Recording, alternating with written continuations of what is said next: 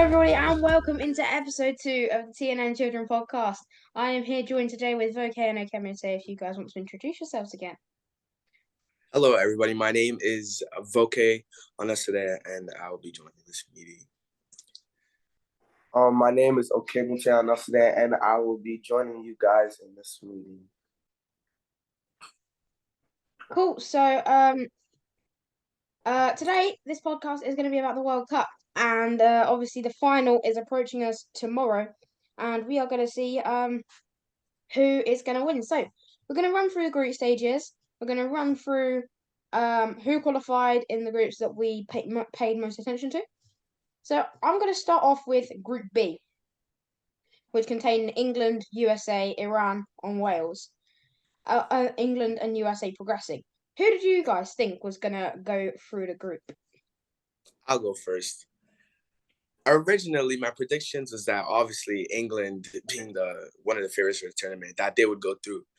Between second place, I thought it would be the USA and Wales, but Wales had a very underwhelming performance in the World Cup. So I thought it was England and Wales that were going to go through, but that obviously didn't happen. Yeah. For me, I was obviously supporting England, my hometown. So I thought they were going to top the group and not lose a single game, which didn't happen. Which happened, but I thought they were going to breeze past everyone like three. It's an easy group. I thought second place was going to be USA, which did happen. I didn't think Wales were going to play as good as they recently did with Gareth Bale carrying the squad. Yeah.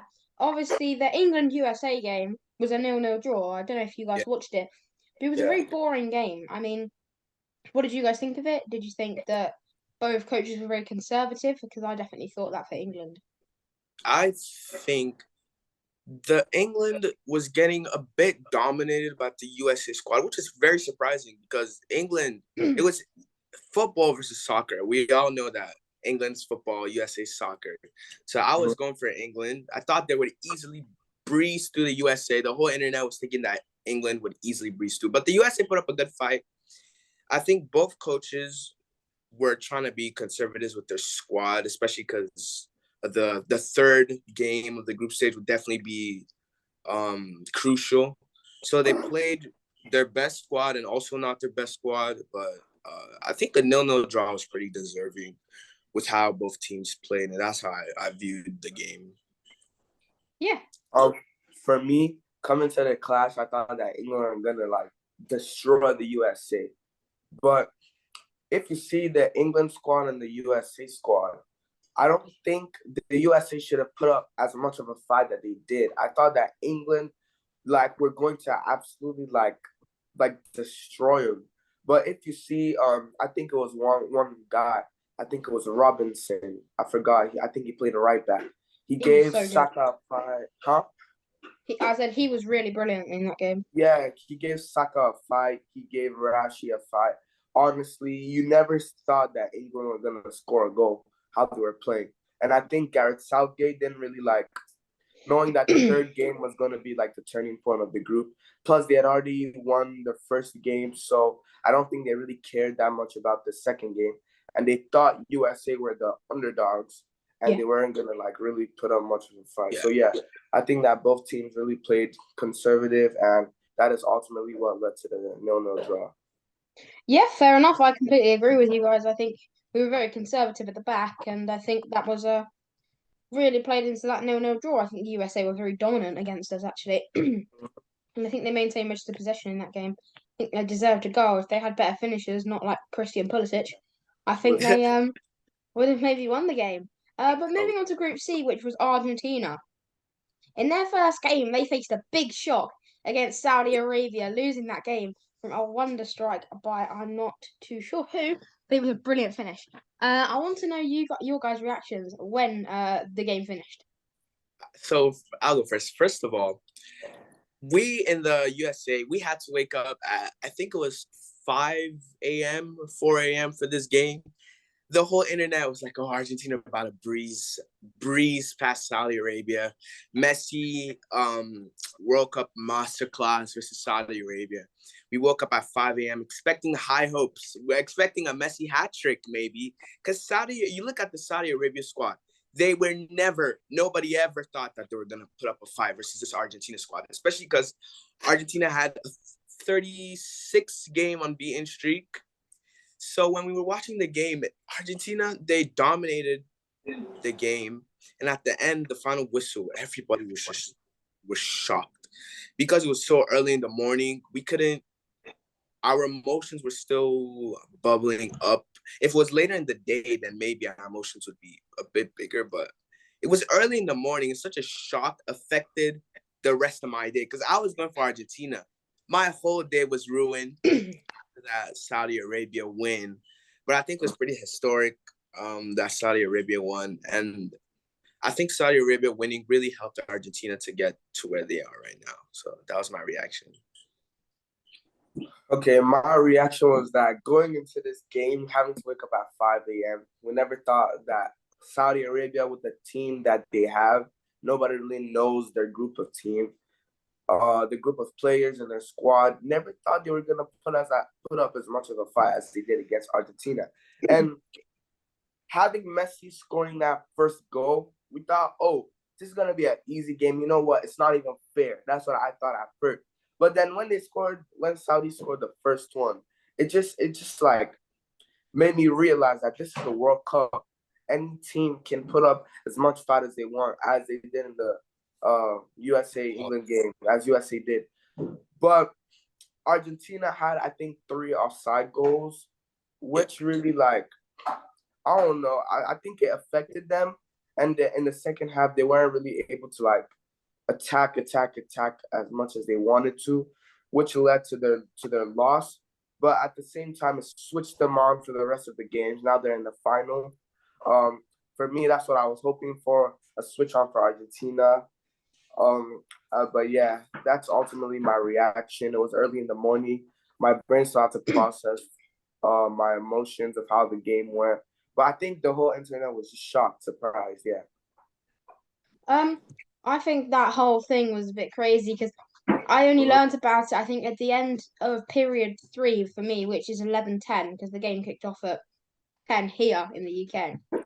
I only learned about it like after my third period, and I was like, "There's no way, can't actually believe that." And I sort of rooting for Argentina to go out, because I personally think that Cristiano Ronaldo is better than Messi, but we could go on with that debate for ages.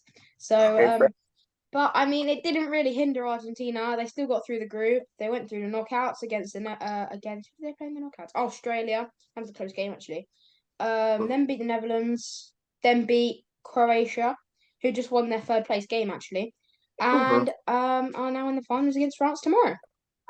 So that is that pretty much for the group stages. Any other surprises were Belgium, Germany, going out in their groups, which was a big surprise for me. I don't know what you guys think about that. I would like to share some insight on actually both of those group stages games.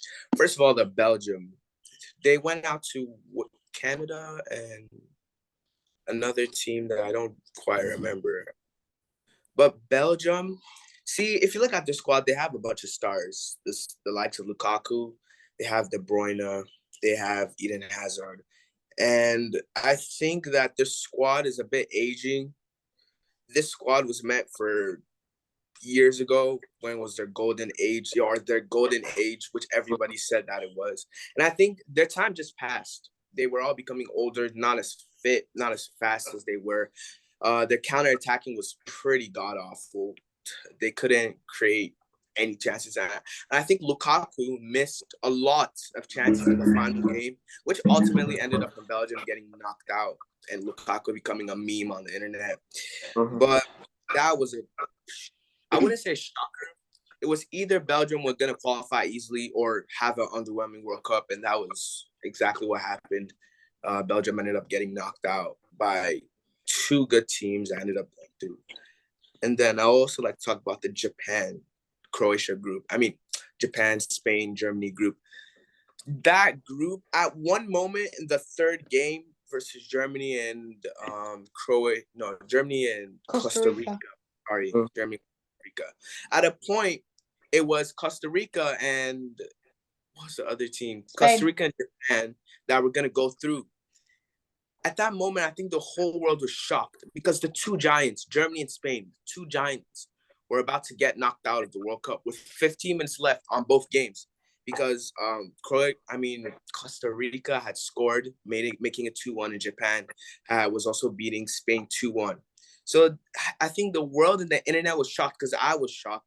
I was kind of hoping that Japan and Costa Rica would both go through just as a shock, but Germany getting knocked out, even with the likes of Kai Havertz, Jamal Musiala, Leroy Sané, all those big players Germany getting knocked out was definitely a huge shock to me. Kind of like the Saudi Arabia Argentina game, but yeah, that's my thoughts on both of those group stages.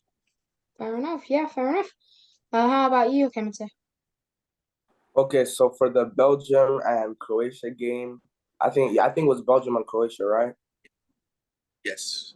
The one that ultimately got Belgium knocked out, right? Yes. Yeah, I think so, yeah. So coming into this game, I didn't really pay much attention on Belgium because I thought they were gonna qualify easily looking at their group. And at a point in like 2020, 2021, they were ranked first, I'm pretty sure, in the world rankings for countries. So who would have thought that now they're struggling against Croatia? Well, Croatia is a good team. And even though Croatia won Croatia got all the way to the finals in No, the semis. 2018 Semis. World Cup. Semis. Oh, 2018, yeah. Yeah, 2018 World Cup. I thought that was a fluke, and I never thought they were going to go as far as they did in this World Cup. But Belgium, I think, should have easily beat them, and Lukaku definitely was a reason Belgium lost. I think Belgium, they did play a little bit good. The counterattacking was pretty bad, but Lukaku should have put away his chances, and I think he cost the Belgium their win and their chance to qualify to the knockout stages. And for the other group, Japan, Germany, Costa Rica, um, like my brother said, Costa Rica, I don't know where they came from, but I think they beat Japan. And Japan were really the underdogs, and they beat Germany. And Germany and Argentina were both like the two teams who I thought, oh, wow, how have they been beaten by these low clubs? And then there was this thing on the internet going on about I think Spain lost their first group game and went on to win the World Cup final. So I thought, oh, either one of these teams have to somehow like rediscover their glory and try and advance to the knockout stages. But Argentina ultimately were the ones who advanced to the knockout stages, and Germany were pretty underwhelming. Looking at their squad, you thought they were gonna easily make it through the group stages, but that's not what happened. Japan, kudos to them. They were really good. Like after when they scored, their defense was solid. They couldn't no big team. The amount of passing Spain did couldn't break down Japan's team. And I think that Germany going out was a bit of a shocker. Definitely shocked me. I probably shocked the whole world too. yeah, that's completely said what I was going to say, to be completely honest. I think I totally agree with what you guys are saying. I think it was a big shock that they both went out. So now I'm going to talk about Morocco beating Spain and how that gives great representation to Africa as a whole, as an African team getting to eventually the semi-finals Yeah. of a World Cup. So I wonder what you guys think about that. So I'll go first. As we all know, Morocco, the first ever African country to get to the semifinals of the World Cup. Very, very big achievement. Tackling the likes of Spain and the other big teams. Morocco was, and Portugal, Spain and Portugal. Morocco would definitely, I wouldn't say the underdogs, but they were there. The whole world thought that they would put up a fight, maybe get knocked out on the group stages, round of 16.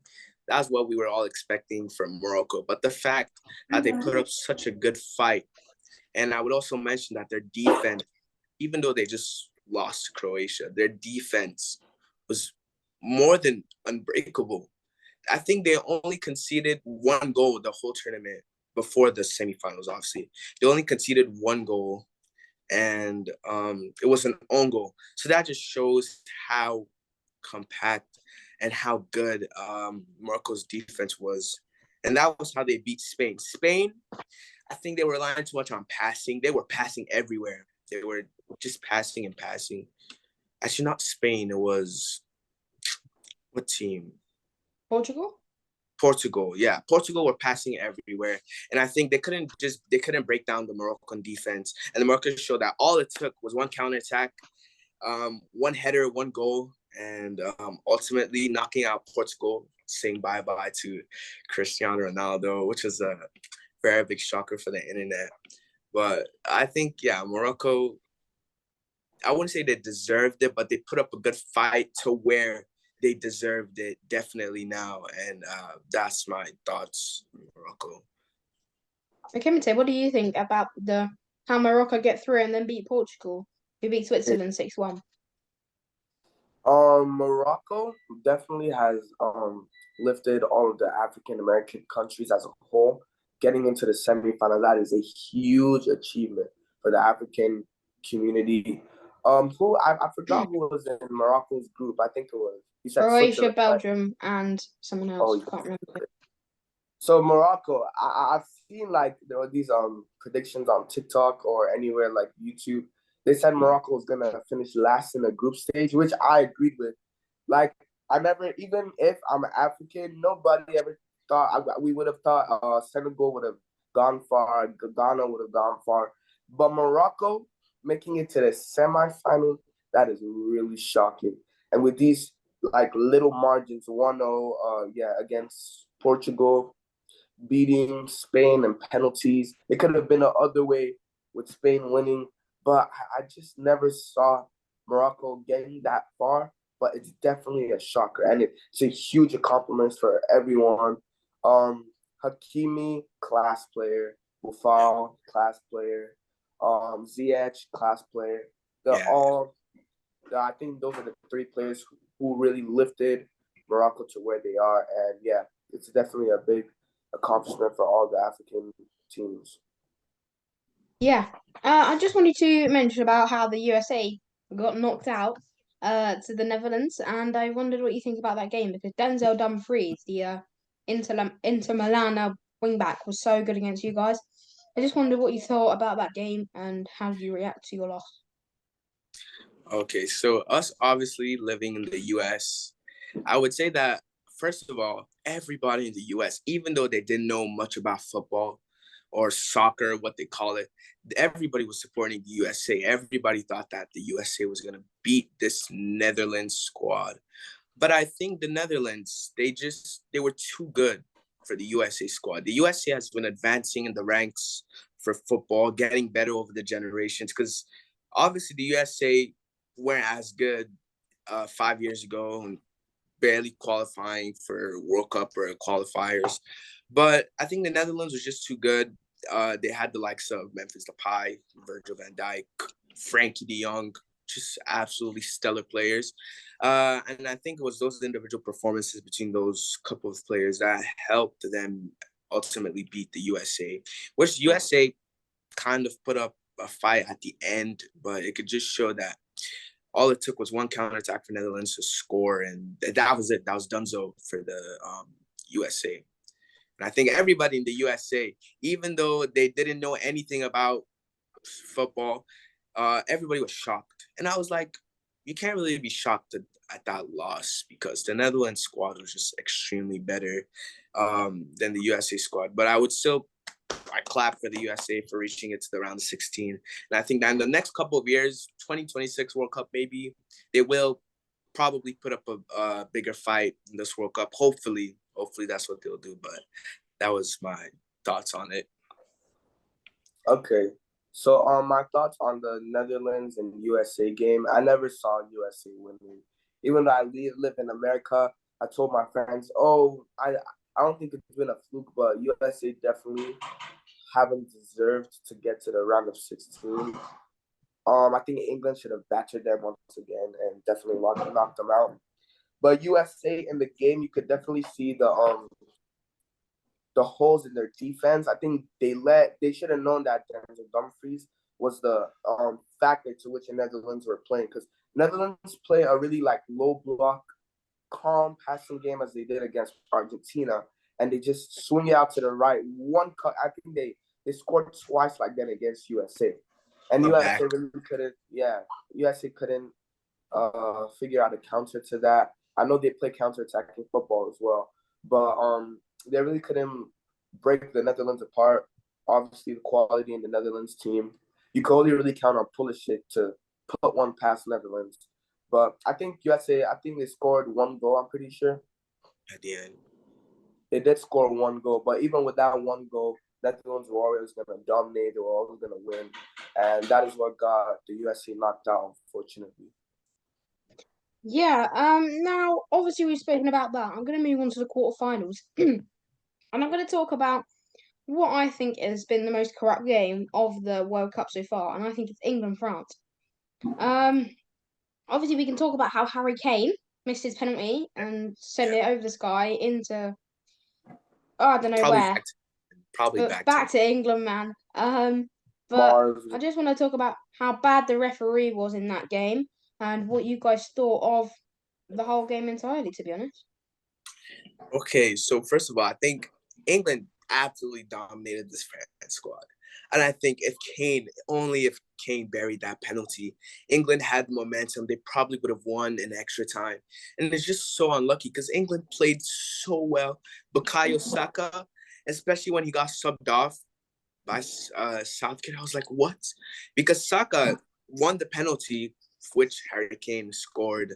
But Saka played phenomenal, and the referee robbed Saka of another pen, robbed England of another pen, which probably could have given the upper hand over France. But I think this England squad, it's just so annoying to me that they weren't able to get more out of the France game because France were very underwhelming.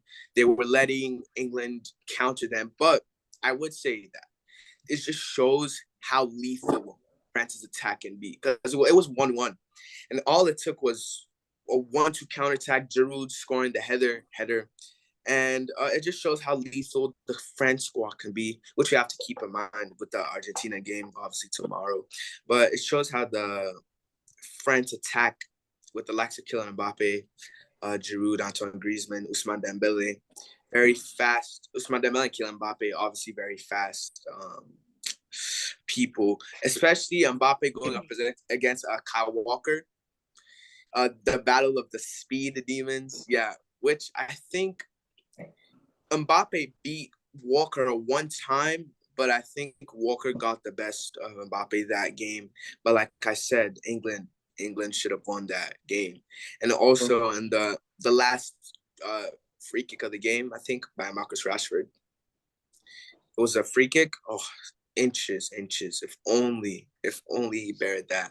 That would have been probably one of the most historic goals in the World Cup. But unfortunately, England couldn't capitalize on their two penalties, which I feel really bad for Harry Kane because he's known as one of the best penalty takers in England, and I think he just let pressure get to him. I think he saw that Lloris was diving the right way, which Lloris dives the right way. So he saw that Lloris was diving that way, and he just put too much power and blazed that back to England. But other than that, I think it was very, very, very sad to see the England squad get knocked out, even with the likes of Phil Foden, Jude Bellingham, all those top stars. Yeah, I think it was just very sad. And that's my opinion. How about you, Akemete? What did you think about that game? So this England versus France game was definitely a very interesting game. I wanted England to win personally, and I really thought they should have won this game. The referee, honestly was one of the worst referees I've ever seen. Like Saka should have had a couple penalties. I think it was like 3 or 4 times, and Bellingham was getting really angry at the referee. I think everybody in the game could obviously see that the referee was more biased towards France. But going through these years, all the way to the 90s, you have to wonder, when is England gonna put up a fight, get to the semis, get to the finals. I'm getting really tired of seeing England get knocked out. It's very sad to see, even with that it's coming home chance. I thought if Kane would have put that penalty away, man, we could have definitely won in extra time, because France was really underwhelming. They didn't play their best. Upamecano, Varane in the defense was shaky. Saka was making them look like really bad players, honestly. And then when Saka was called off the pitch, I think that was the ending point of England's attack or England's chance of winning. But yeah, really sad to see England get knocked out of the quarterfinals. And let's hope 2026 World Cup they can put up a fight. Please get to the finals, semifinals, and So I just wanted to mention, obviously, the final tomorrow is Argentina versus France. Them both having very tricky routes to get to the World Cup finals. But I just wanted to know you guys' predictions. Who do you think is going to win? What do you think the score will be? I'll start off myself. I think that France are going to win. I think it'll be a very close game, and I think it will go to penalties. I think France will win 3-2 on penalties. And I think Messi will miss, as per usual. And I think that Kylian Mbappe will score the winning penalty. Yeah, because he So goes that's what for I it. think. So over to you, Vicky. wait, okay, can I go first? Yeah. Okay, so me, I'm an Argentina fan, right? But if you look at both squads, if I was born in France and if I was an Mbappe supporter, I would definitely go for France, honestly. But I have to support my GOAT, you know what I'm saying? I have to support Messi. Losing the 2014 World Cup should definitely bring some sort of fire in him to not lose this one. But the Argentina squad as a whole, the quality isn't the best, but the way they've been playing, honestly, their aggression, the attacking, the counterattack is definitely one to be watched. And I think Upamecano and Varane, I think they're definitely gonna have a tough night, a rough night. I see the game going into extra time. I think it's gonna be 1-1 throughout the first 90 minutes. Extra time, I think it's gonna be. I think Messi is gonna score the last goal somewhere in the 105th minute, first half. And I don't think France are gonna be able to. They're gonna attack, and they won't be able to break down Argentina's squad. I think that Argentina, Tagliafico, Acuna, Otamendi is going to. I think Otamendi is gonna put France up. Mbappe and Dembele, they're gonna have a tough night. But it could really go either way. It's either Messi has a bad night and Mbappe has a glorious night. Obviously, since it's Messi versus Mbappe, I think it's really fit. This is going to be one of the best World Cup finals. It's going to be really historic, and I can't even begin to imagine the emotions that everyone is going to feel after this game is done. Um, yeah, I see Argentina winning though for sure. So on to you, okay. Okay, so obviously Leo and us, the twins, have pretty contrasting ideas, especially because he's going for France and us Messi fanboys are going for Argentina. But I'll just say my prediction outright. I think it's gonna be 2-1 Argentina. A tiny bit of Messi bias going into that, but I think Argentina's defense is very compact, and I think that throughout the tournament, France's defense hasn't really been the best. And I think it's their attack of Kylian Mbappe and Ousmane Dembele and Antoine Griezmann that has really carried the France team. And I think that obviously, if you look at the matchups, you see Acuna versus Kylian Mbappe, Tagliafico versus Ousmane Dembele. Nobody would ever think that Tagliafico could guard Ousmane Dembele or Acuna guarding Kylian Mbappe. But I think that, like my brother said, this Argentina squad as a whole, you can tell that they're playing as a team. They're trying to do it for Messi. They want to win it for Messi. After their shock defeat versus Saudi Arabia, obviously they've seen that every game is a final now, or they have to play every game as a final because they obviously didn't want that shocker to happen again. But I think they will put up a good fight versus France. I think Argentina will kind of dominate a little bit. France kind of being on the back foot.